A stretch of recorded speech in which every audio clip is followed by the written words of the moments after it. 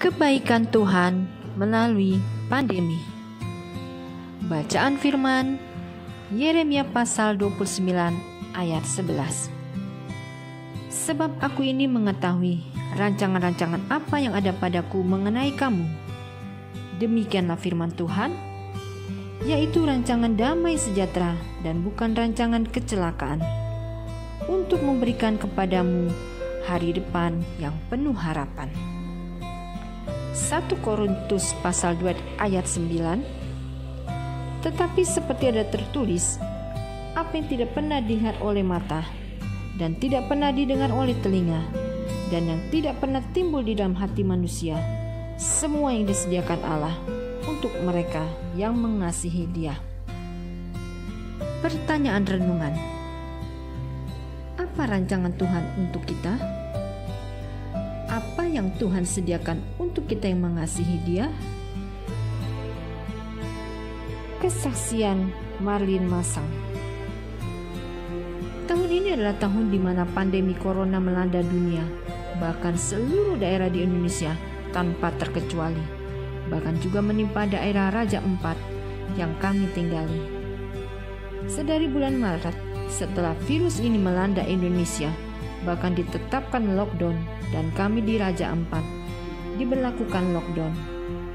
Beberapa bulan kemudian, pada bulan Juli, Raja Ampat dinyatakan zona hijau dan aktivitas kembali seperti biasanya. Namun sebulan berjalan, tiba-tiba saja Raja Ampat dinyatakan zona merah semenjak Agustus hingga saat ini.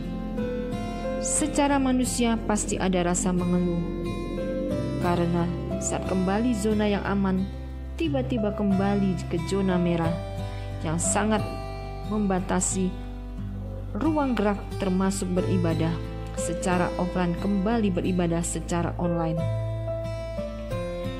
Namun di sisi lain, saya kembali diingatkan Tuhan bahwa hidup dalam kasih karunia yang melimpah-limpah.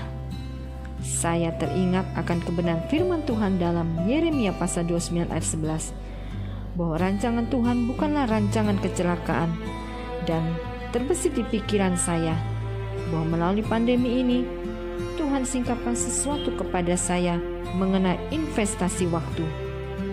Saya mengatakan demikian karena di tahun ini, tepatnya di Januari lalu, sebelum pandemi, Tuhan menjawab pergumulan bertahun-tahun tentang kehadiran seorang anak. Dulu, sebelum pandemi melanda, saya begitu berpikir dengan kerasnya bagaimana saat saya dan suami harus kembali bekerja. Sebagai seorang guru di saat cuti melahirkan, saya selama 3 bulan telah usai. Terlalu banyak pertimbangan dalam hati dan saya begitu bergumul untuk orang yang bisa menjaga anak saya. Secara manusia tentu saya khawatir karena ibu saya telah tiada dan ibu mertua ada di kampung. Tapi ternyata Tuhan menjawab semua kekhawatiran saya. Melalui corona saya mengambil hikmahnya, di mana saya dapat total untuk mengurus sang bayi sejak lahir hingga sekarang. Saya teringat akan firman Tuhan dalam 1 Korintus pasal 2 ayat 9, bahwa apa yang tidak pernah dilihat mata, tidak pernah didengar telinga, bahkan yang tidak pernah timbul dalam hati saya sekalipun, semua disediakan Tuhan. Bukan berarti saya bergembira karena adanya corona, sudah pasti tidak ada seorang pun yang menginginkan wabah ini. Tapi di balik kejadian ini, ada sesuatu yang Tuhan sediakan buat saya secara pribadi, yaitu investasi waktu. Melalui pandemi ini, saya punya waktu yang banyak untuk keluarga. Sungguh, Tuhan itu baik, kasih karunia-Nya terlalu cukup bagi saya dalam masa pandemi ini. Betapa selama ini saya bergumul untuk seorang anak, dan di saat Tuhan memberikannya buat saya, Tuhan juga menyediakan waktu yang banyak untuk merawat dan menjaga serta mengurusnya secara total sebagai orang tua tanpa bantuan orang lain. Saya bersyukur sekali melalui pandemi ini kami diajarkan menjadi orang tua yang mandiri, mengurus sang anak, karena kami jauh dari orang tua dan keluarga dekat sekalipun. Karena corona membuat kami tak bisa berkunjung kemana-mana, bahkan untuk ke sorong sekalipun di rumah orang tua ayah saya. Tuhan Tuhan sumber kekuatan dan pengharapan bagi saya melalui masa-masa pandemi seperti ini, karena selalu ada jalan keluar bagi orang-orang yang percaya. Refleksi firman, Tuhan tidak pernah salah. Segala sesuatu yang Tuhan izinkan terjadi pasti ada maksud, bahkan untuk pribadi lepas pribadi. Yeremia pasal 29 ayat 11. Rancangan Tuhan adalah rancangan damai sejahtera dan bukan rancangan kecelakaan. Apapun yang terjadi, tetaplah mengucap syukur dan percaya bahwa semuanya mendatangkan kebaikan bagi kita.